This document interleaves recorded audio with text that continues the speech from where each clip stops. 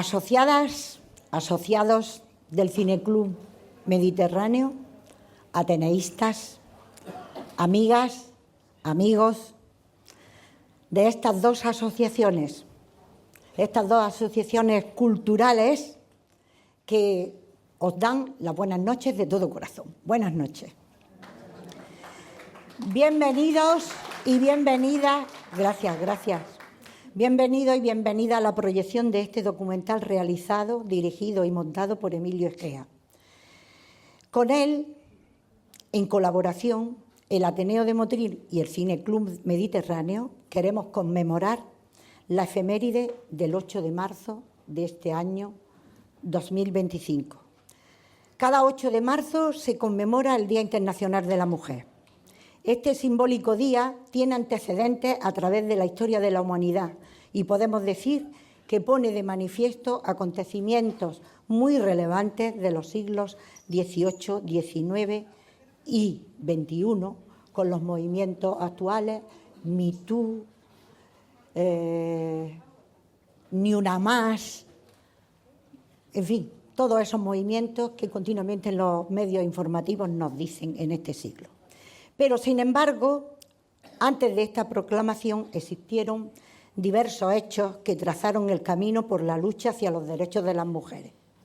Entre ellos destacan las innumerables manifestaciones de las mujeres por las mejoras en las condiciones de trabajo, igualdad salarial y compañerismo entre hombres y mujeres respecto al trabajo.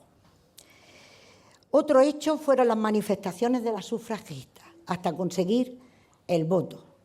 Solo apuntar que en la Segunda República, el día 1 de octubre de 1933, las mujeres españolas pudimos votar gracias a Clara Campoamor.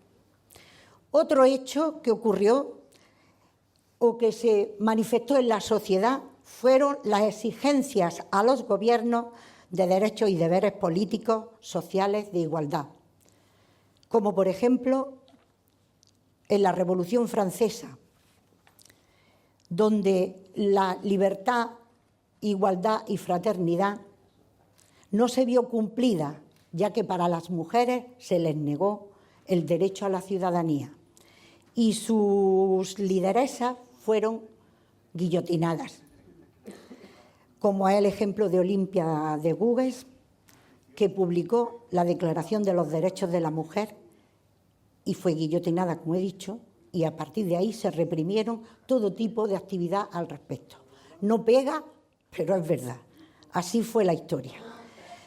Un hecho, el más relevante, que puso orden a todo esto, y orden y continuidad, fue la Asamblea General de las Naciones Unidas en el 1972, en su resolución 3010, lo digo porque es importante, declaró al año 95 el Año Internacional de la Mujer y en el 97 invitó a todos los estados del planeta a declarar, conforme a las tradiciones históricas y costumbres que tuviera cada uno, un día de reconocimiento internacional de los derechos de la mujer y de la igualdad.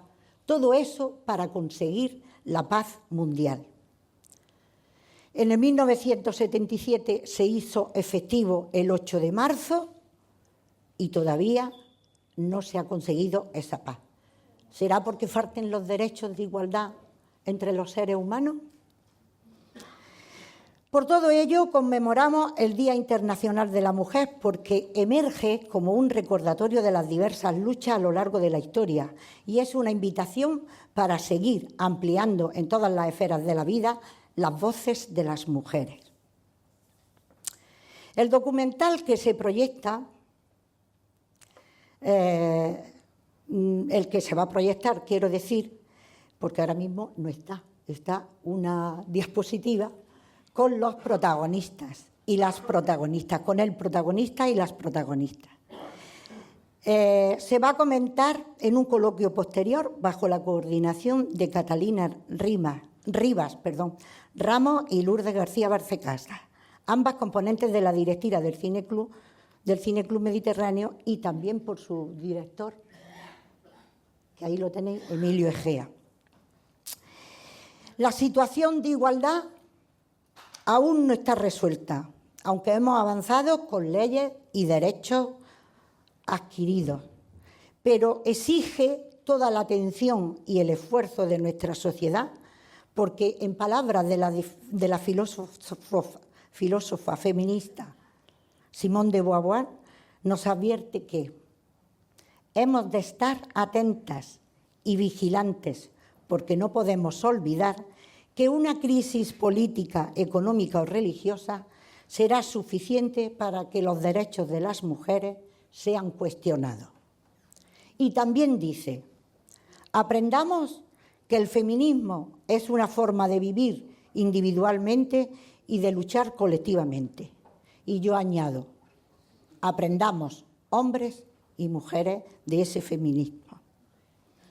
Y eso estamos haciendo hoy, conmemorando el Día de la Mujer, el Día Internacional de la Mujer, para este 8 de marzo del año presente. Sin más, les dejo con la proyección del documental Bastarda, de Emilio Egea, y el coloquio de las compañeras Lourdes García y Catalina Rivas. Muchas gracias.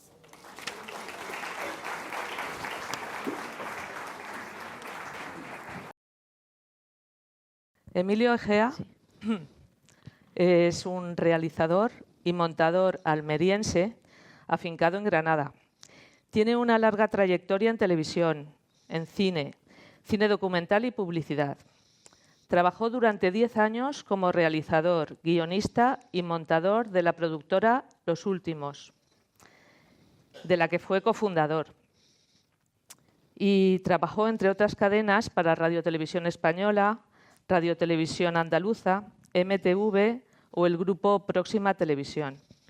Continúa su trayectoria como productor independiente, vinculado principalmente al cine documental, también a la publicidad. Coordina y dirige proyectos de publicidad con la productora Albaraca Producciones. Desde 2001 entra a formar parte de la organización del Festival Internacional de Jóvenes Realizadores de Granada y llega a ser director del festival entre los años 2011 y 2016. En 2009 entra a formar parte del staff del Festival Internacional de Cine Clásico de Granada, el Festival Retrovac, llegando a ser director entre los años 2011 y 2016. Bueno, como docente también tiene una gran trayectoria, pero vamos a destacar en Emilio sobre todo su pasión por el documental. Para él, trabajar con la realidad es un reto emocionante, porque siempre ofrece sorpresas y experiencias humanas enriquecedoras. Y aunque el documental no es lo más rentable, lo considera más gratificante a nivel personal y creativo, ya que permite experimentar y ser auténtico en el proceso de creación. Muchos de los documentales, a pesar de que algunos proyectos tienen un valor social y educativo, a menudo no reciben la visibilidad que merecen, ya que no encajan bien en las salas de cine o en la televisión. Sin embargo, para Emilio, la realidad se puede producir a un costo más bajo que la ficción, lo que permite experimentar y jugar más.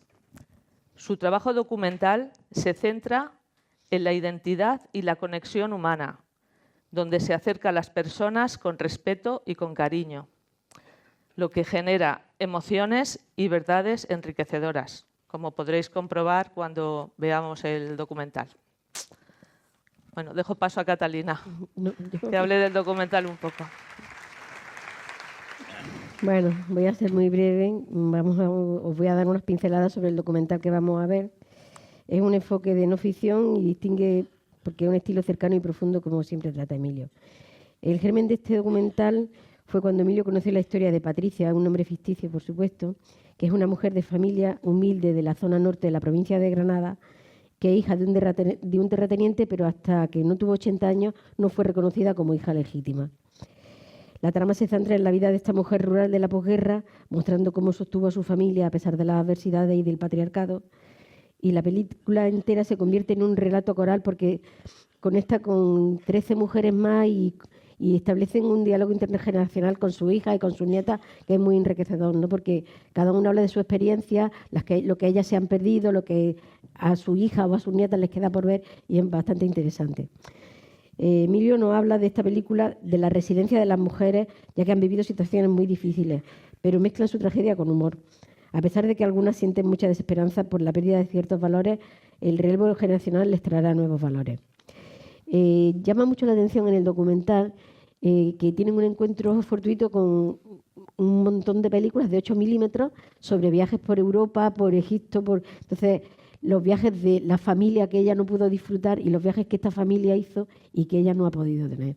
Entonces es muy interesante cómo Emilio los mezcla con los relatos que las mujeres van teniendo. Angie, que es la nieta de Patricia, tiene una conversación permanente con la abuela, ¿no? Y va a conocer en profundidad quién era su abuela y va a conocer la tierra en la que ella no se ha criado y va a establecer una relación bastante interesante tanto con la tierra como con la abuela. Bueno, esta película fue financiada por la Consejería de Turismo y Cultura, por Canal Sur, por Film Granada, que es de la Diputación de Granada. Y se ha grabado en la zona norte de Granada, en los pueblos de Huéscar, Puebla de Don Fabrique, Galera, Orce, Castillejar, Zújar, Cuevas del Campo, Benamorel y Cúller. Y solo se está viendo en festivales, en plataformas y en sitios como tan especiales como este. Para acabar, una pequeña reflexión sobre cómo destacan estas mujeres la paridad, la importancia del entorno familiar y equilibrado. Y finalmente hay algo que me gusta cómo terminan diciendo, ¿no? Que dar sin esperanza de cambio nos enriquece y nos mejora con todo lo que nos rodea. Paso la palabra a Emilio.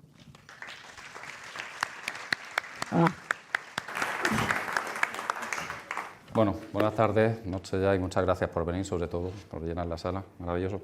Prefiero que hablemos después de que veáis la película, lógicamente, y para no desvelar demasiado, simplemente, pues que vaya a ver una película que trabaja sobre la memoria de la mujer rural de posguerra, situada en una zona concreta pero extrapolable, entendemos casi todo territorio nacional e incluso, pues comentaba antes con Miguel Ángel, que en proyecciones, en test de proyecciones que hemos hecho con gente que no es española, pues también han visto o reconocían ahí a su abuela o a sus madres y demás.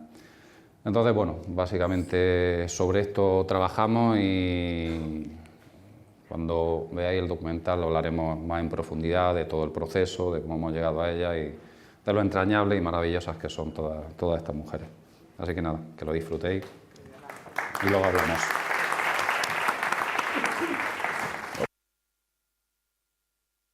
Emilio, muchísimas gracias por el documental.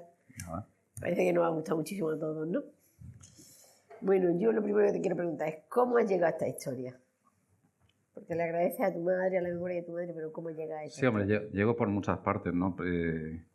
La primera idea nace de las conversaciones con mi madre, que es más o menos cerca de ese territorio, y que es mi madre la que, bueno, a lo largo de toda la vida me cuenta esas pequeñas anécdotas de cómo vivían, de cómo esa forma de vida tan dura la transformaban a través de una mirada casi cómica, ¿no? A todas las situaciones tan trágicas que en realidad vivían y tan precarias que vivían.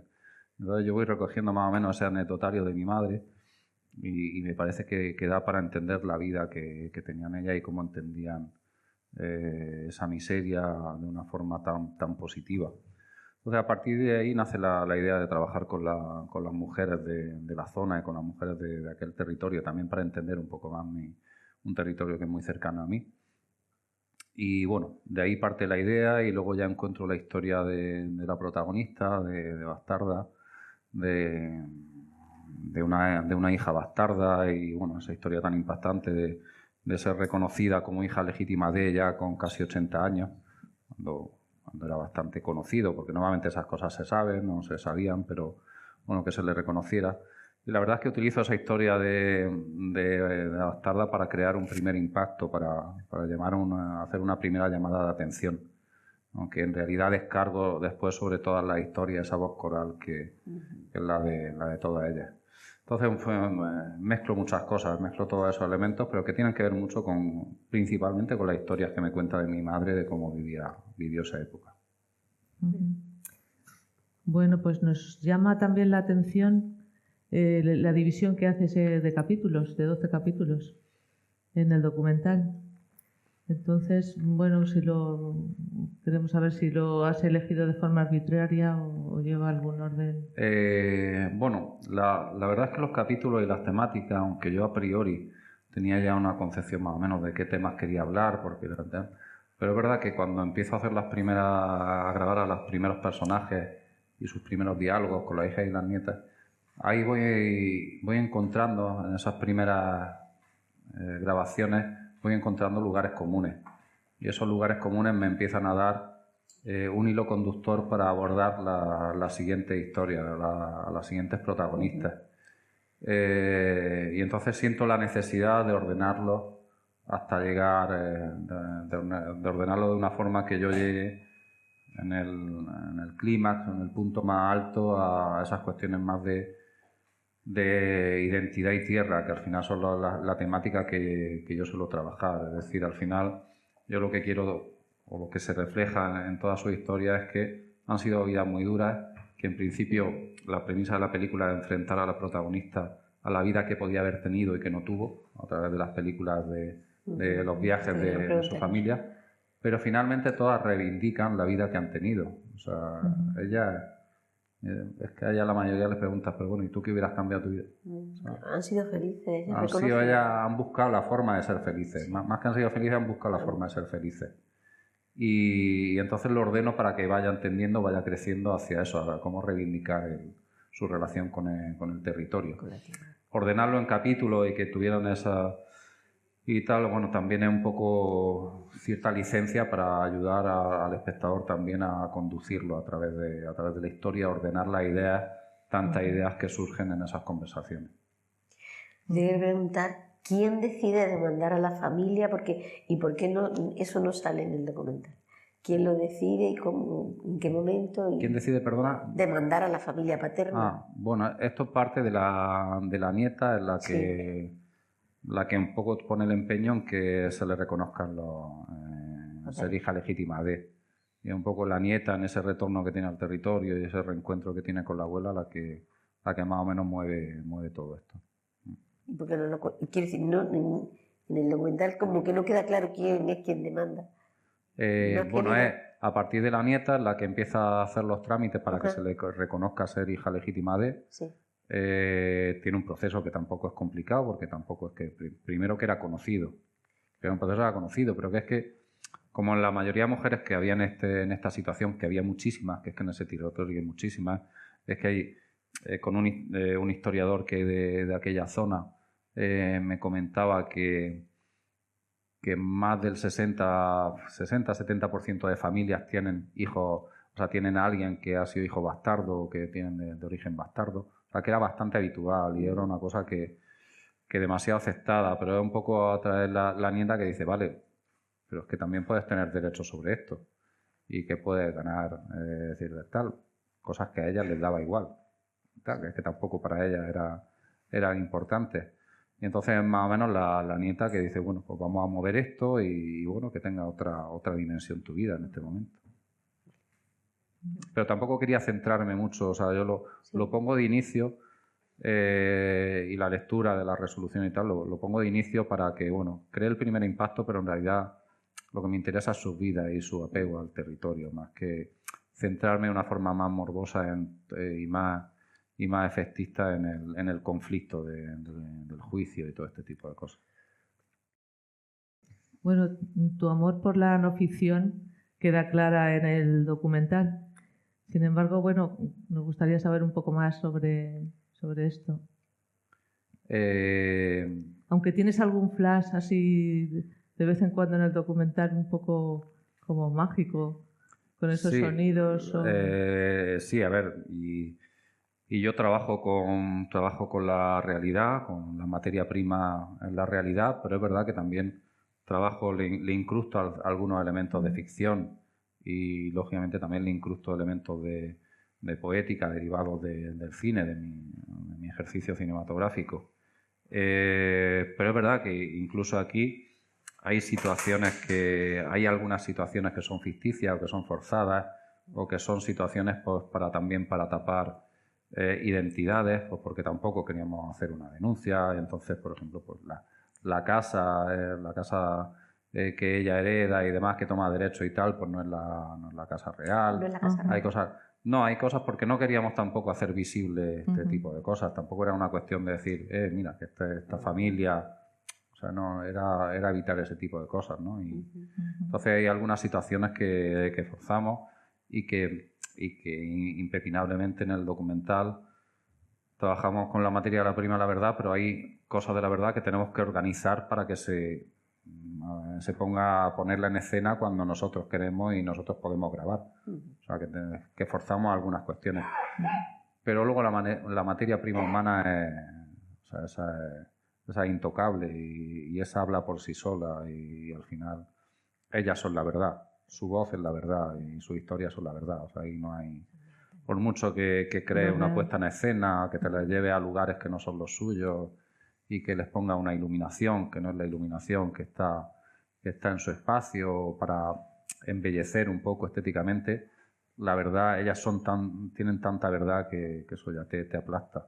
Entonces, y además la verdad esas verdades tienen algo de imprevisible y algo de tal que nos enriquece mucho a los cineastas, pues porque los cineastas queremos tenerlo todo bajo control y de pronto todas estas cosas que te ofrece el azar o lo que no tienes bajo control casi siempre son más ricas que lo que tú quieres controlar.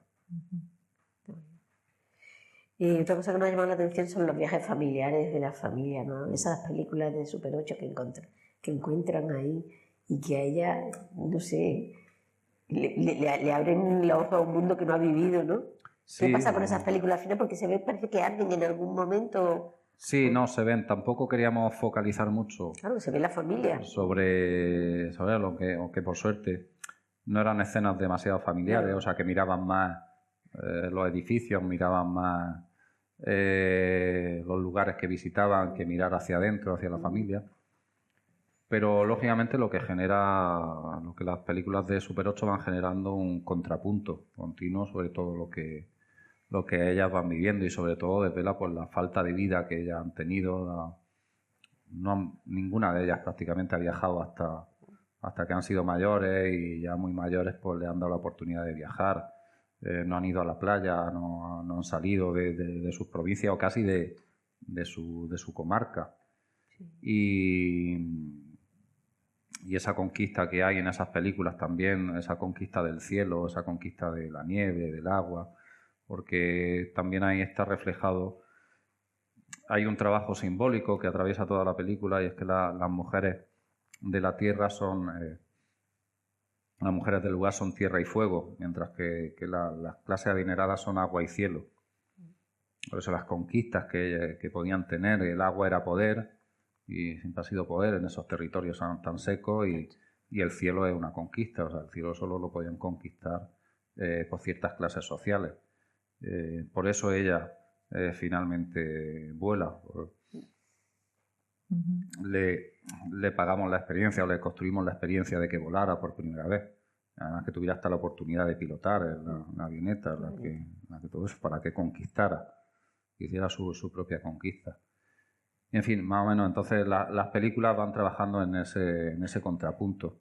Y aparte, bueno, la parte interesante también a nivel estético, pues que van generando también un contraste estético entre la película nueva y la película del presente y el pasado y la textura tan bonita que tienen esas películas de 8 milímetros y en fin, y luego que nos muestran además otra parte también, que es mostrarnos la Europa de los años 50, bueno, la Europa y otros territorios que no son Europa, ¿no? Como Egipto y demás, que también los vemos y vemos cómo era el turismo en ese momento, o sea, es sorprendente, pues a mí es sorprendente pues ver cómo los protagonistas ahí suben a las pirámides así tan alegremente. Ahora te van a dejar ahora te tirotean si haces ese tipo de cosas, ¿no? Entonces, tal. Pero bueno, también esas películas también tienen un discurso, tienen una narrativa paralela, que en ese contrapunto pues también trabajo ciertas críticas a su padre biológico y entonces construye esa mirada viciada o viciosa en torno a la mujer, ¿no? Como cómo mira a las mujeres en la playa, como en fin, ahí también hay un lenguaje por ahí bastante oculto de todo ello. Pero en fin, enriquecen, dan ritmo, dan un contrapunto y dan un punto muy interesante. Bueno, también llama mucho la atención el personaje, la protagonista, la bondad que tiene, cómo no guarda ningún resentimiento hacia la familia. Por lo menos eso muestra la película. Ella siempre con una sonrisa.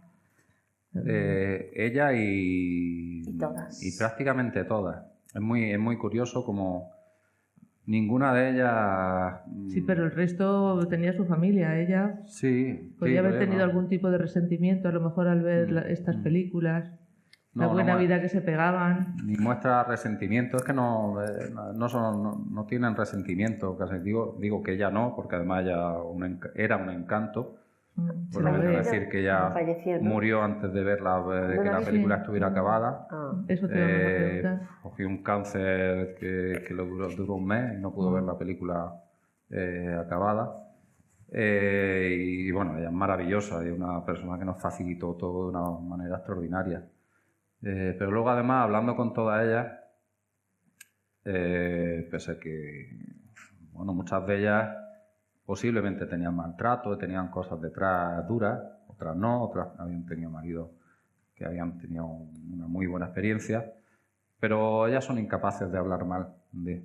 O sea, no focalizan en hablar mal de y en demonizar a los hombres, a sus parejas o las situaciones, sino que todo lo contrario, es aplacar todo eso para mirar desde lo positivo, para construir y también entiendo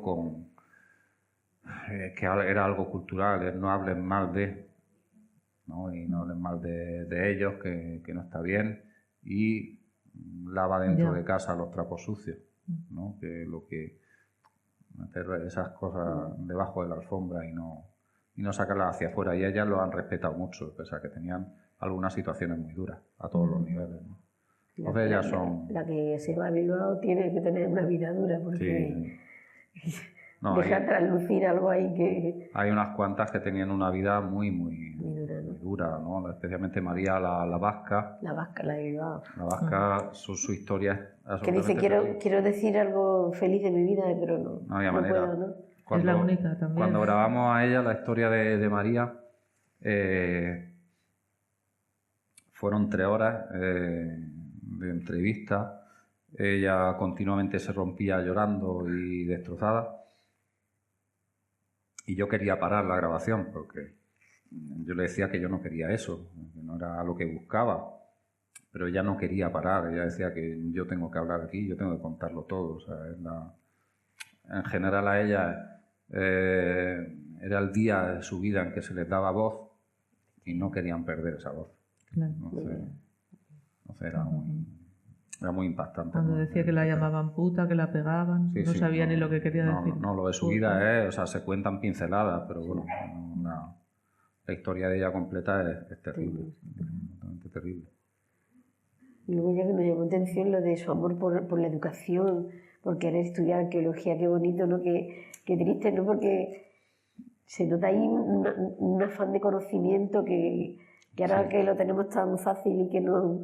Ahora la gente tiene tan fácil el conocimiento y casi no lo quiere. Sí, Aurora es que era especialmente inquieta, la protagonista, y le hubiera gustado, la verdad, es que ella continuamente decía, es que me hubiera gustado tanto haber podido estudiar. Haber tenido una vida diferente.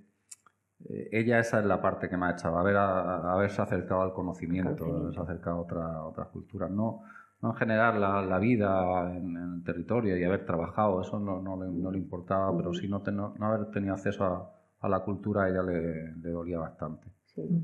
Y de hecho pues ella lo estaba recuperando. O sea, estuvo ya, fue a la escuela ya después de tener a su hija y fue recuperando y estaba metida en todo lo que podía, y en teatro y en esto, en lo otro, en intentar aprender en escuelas de mayores. Y, en fin, era Qué bueno. un encanto de mujer, la verdad. Maravilloso. Bueno, si queréis preguntar algo desde el público, por allí.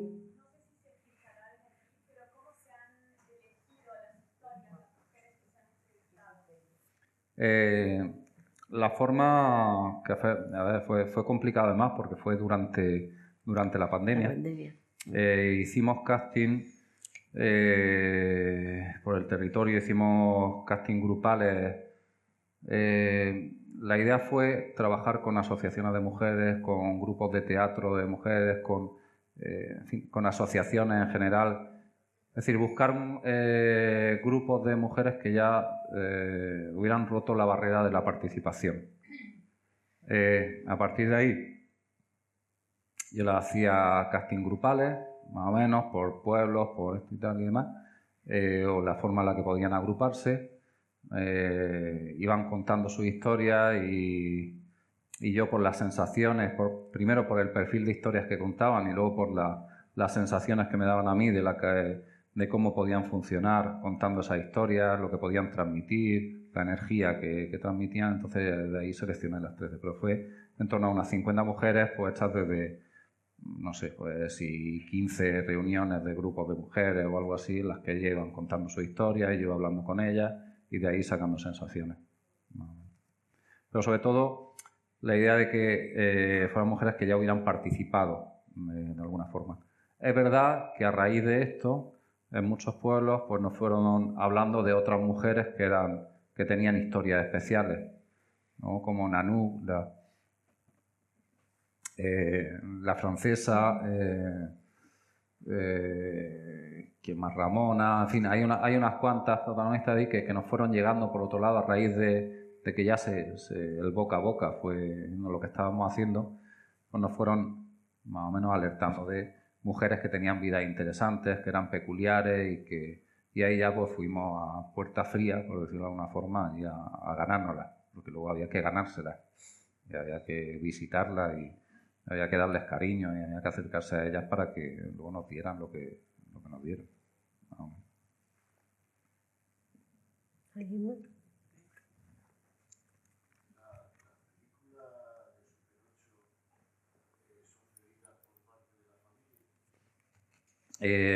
Son cedidas por parte de la familia, sí. No, o sea, el visionado, todo lo que se ve fue... organizamos la proyección de las películas para que Aurora las viera por primera vez. Aurora con su hermana y con la nieta y tal, para sacar las reacciones de ella. Entonces fue la...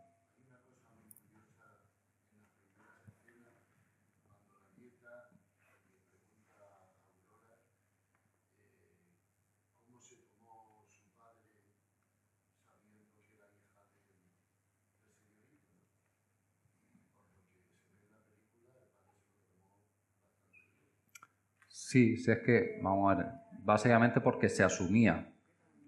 Eran roles sociales que estaban asumidos, los que no se podía hacer mucho, ni decir mucho, ni siquiera denunciarlo, sino que se asumía más o menos que por las diferencias de clases sociales, por la dominación que suponía el servir para ciertos personajes, se tenía que asumir ese tipo de cosas. Yo tengo historias, bueno, ahí me contaban por ahí algunas historias, ¿no? Me contaban una historia especialmente dura de una de estas mujeres que fue más o menos pues violada, dicho de alguna forma, por un señorito, y fue a contárselo al cura de por allí, de la zona. Y bueno, pues el cura, que también estaba conectado con las clases altas y demás, pues se entiende que lo dijo y ella apareció muerta al día siguiente. Entonces, se sabía que no tenías que decir muchas cosas porque podía tener consecuencias, que tenías que asumirlo y de una forma natural. Por eso, por ejemplo, María la Vasca, ella cuenta que la prioridad de su padre era que ella no sirviera. Llevársela de allí para que ella no acabara sirviendo. Lo malo es que ella cuenta que, claro, que en Bilbao acabó sirviendo y la maltrataron de todas formas, pero la prioridad de su padre es que no la acabara sirviendo. Entonces está un poco casi normalizado, por decirlo de alguna forma, que hubiera cierto abuso. No en todos los casos y no en todos los cortijos, no todo tal, pero bueno, más o menos estaba normalizado. Desde el derecho de pernada en la familia eso estaba muy normalizado. Pues eso. Entonces, pero bueno. ¿La señora? La mayoría de mujeres trabajaron juntas en la fábrica. No. Ella... la fábrica la conocían, pero ellas en realidad no habían trabajado ninguna en la fábrica. La fábrica era...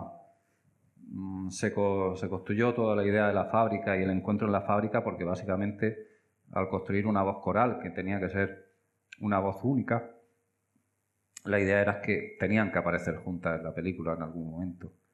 Y entonces nos ayudaba el tema de la exposición en la fábrica, la fotografía, para todo el trabajo, porque esas fotografías que aparecen en la fábrica, pues era también que es que me encontré haciendo la investigación que existía esa colección de fotografías de un fotógrafo de la zona, y que había fotografiado mucho a las mujeres de la época, entonces por eso las fui incluyendo en la película y luego para hilarlo todo y justificarlo todo, pues la exposición ya juntarla a todas ellas y de hecho pues hacer el grupo, que se sintieran como grupo. Y además en ese edificio que representaba el trabajo de las mujeres, que era una fábrica de lana, entonces ese edificio es muy simbólico, un edificio además que está casi que se lo comía la hierba, se lo comía, las yedras se lo comían. La hiedra, sí. Porque al final también me funcionaba a nivel simbólico esa idea de lo que se agarra a la tierra. Entonces lo juntaba todo ese edificio y juntarla a toda ella, pues juntaba muchos conceptos que nos venían muy bien para la película. Pero las fotos que en la exposición no eran de estas mujeres. No eran de otras mujeres, eran de otras las mujeres de la zona. ¿Vale? Pero que al final, como es una mirada tan coral a todas las mujeres de ellas, me pareció interesante meter también esta exposición que encontré más al tiempo que estaba haciendo la investigación. De pronto, pues claro, cuando estás moviendo o levantando muchas de estas historias y yendo por los pueblos a preguntar por aquí, pues al final van surgiendo cosas y surgió también esta colección de fotografías que era de un fotógrafo específico de la zona y entonces pues también lo integramos. Creímos que también podía dar otra textura a la película y otras caras y otras mujeres y en fin, otras imágenes. ¿Queréis preguntar algo más? Yo quería que contara la dificultad de la difusión del tipo de trabajo que hace. ¿Te cuesta difundirlo? ¿Es fácil? ¿Las televisiones se prestan o no se prestan? Sí. Cuando se conoce el trabajo se presta. Lo que pasa es que estos trabajos no es fácil difundirlos. Tienes que hacer un trabajo muy específico para ofrecerlo, para que se vea. ¿Por qué? Pues porque no son visibles, pues porque en el cine comercial lo que se ven son otro tipo de trabajos. En la televisión este tipo de trabajos están arrinconados. Las plataformas están arrinconadas y tienes que ser muy aficionado al documental de creación para buscar este tipo de productos. Entonces, pues hacemos este tipo de proyecciones de eventos, los que lo ofrecemos a universidades, asociaciones, institutos y tal, que es lo que estamos trabajando muchos documentalistas. Cuando entendemos que puede aportar algo a nivel educativo, a nivel de memoria o a nivel de cualquier tipo, pues tenemos un trabajo, pero que es un trabajo complicado. ¿Vale? Es un trabajo muy de campo. Hay que bajarse mucho a la tierra, porque hacer que esto vaya a los cines y tenga éxito en los cines y tal, tiene que tener una promoción también muy costosa. Sí. Que también hay que tener dentro de los costes presupuestarios un porcentaje muy alto en promoción, que la mayoría no tenemos. Entonces, tiene dificultad. Es un trabajo muy de guerrilla, básicamente. Te agradecemos que lo hayas traído aquí. Es lo que hay. Pero bueno, que casi siempre merece la pena, ¿no? Sí, por supuesto que merece la pena. Guerrilla y poder hacerlo así, y poder hablar con la gente. Y saber, El otro documental que tienes sobre también que se desarrolla en Granada, ¿ese qué difusión tiene? Sí, hay otro documental que tenemos, pero bueno, ese ya, es que la verdad es que es antiguo. ¿Cuántos años tiene ya, no sé si tendrá 12 años. El del Santero, el de la El Plaza del de Molinillo. Manuel Rubio Sánchez, sí, que es el del Santón del Molinillo y, en fin, que es un retrato sobre la Andalucía profunda. Y que ese pues ya tuvo su periplo por festivales, por todos sitios y demás, en fin. Lo que pasa es que, bueno, lógicamente cuando pasan los años, pues ya nosotros mismos olvidamos, lo arrinconamos y ya porque queremos hacer cosas nuevas, poner la energía en cosas nuevas pero bueno, es nuestro trabajo y está bien. Está bien, pero es verdad que a veces es una pena. También es soberbio decir que merece la pena que la gente lo vea, porque bueno, pues gustará o no gustará. Pero sí es verdad que cuando trabajas tanto tiempo en algo así, bueno, pues lo que quieres es que se vea, y si le puede aportar algo a la gente y despertarle algún tipo de emoción, pues... No, y además es un documento histórico. Es lo que paga, esto es lo que nos paga, básicamente. Porque ricos no nos hacemos con estas cosas. Está claro que no. Bueno, ¿queréis preguntar algo más? Pues nada, Emilio, te agradecemos muchísimo que hayas venido. ¿Otra vez? Agradecido. Ya sabes que estaba haciendo en tu casa. Agradecido yo por acogerme aquí, hombre. Y nos ha gustado muchísimo el documental. La gente se ha emocionado, ha reído, ha aplaudido. Hay mujeres. Tú no estabas, pero... Hay mujeres fantásticas, he aplaudido y se han no, es que ellas son, cada una de ellas es peculiar, es maravillosa historia. Unas son tragicomedia, otras son tragedia, otras son comedia pura. Y cada una tiene una peculiaridad muy especial, y la verdad es que son mujeres muy especiales todas ellas, pero muy, muy especiales. Y hecho, bueno, lo que hablábamos antes, la selección fue por lo que ellas eran capaces de transmitir, ¿no? Que luego hay que tener esas historias, pero luego hay que saber transmitir también, o tener una esencia que transmita todo eso, y que transmita esa ternura, esa emoción, esa comedia y demás. Sí, hemos terminado. Gracias.